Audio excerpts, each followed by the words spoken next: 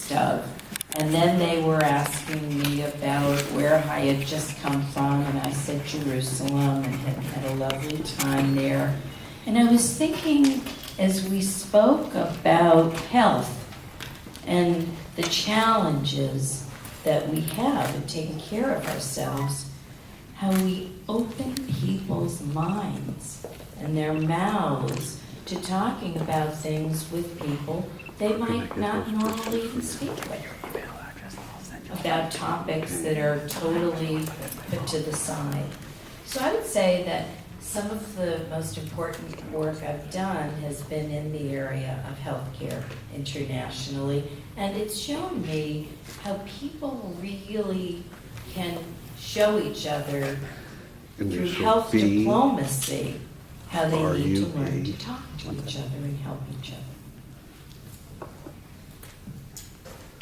Jonathan, can you share something for both? This is a question for both of you. And don't worry about Healthcare. What motivates you each day to enact change? Yeah. It's good, because sometimes you want to get up. I gotta. Well, look, the tefillot are very helpful, really. And there's something to be said for ritual and order. So if you get up every day as we do, and you start out by saying, thanks Hashem for restoring my soul to my body. Okay, that begins to put everything in context. Then you go to that next phrase where you say, around that same time, this soul you gave me, God, was pure. You formed it, you created, you fashioned it, you actually blew it into my nostrils to give me life. So the first thing that all does is to say, well, I'm not just, a machine.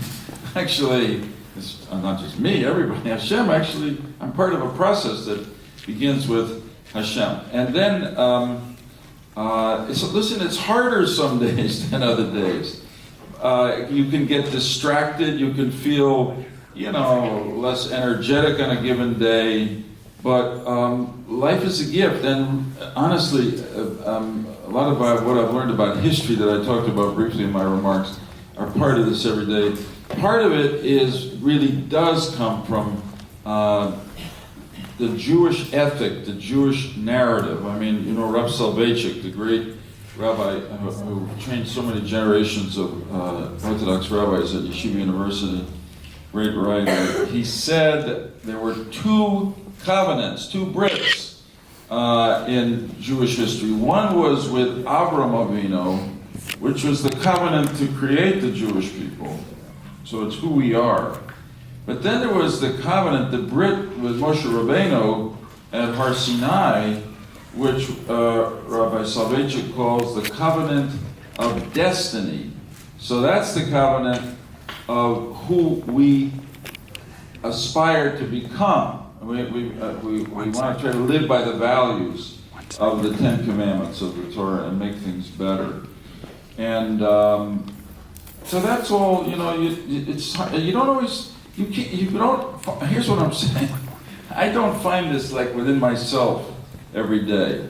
I have to find it elsewhere. So Jewish tradition teaches me that. And then it happened that I came of age politically when President John F. Kennedy was elected. And there was a whole ethic there. Ask not what your country can do for you, but what you can do for your country.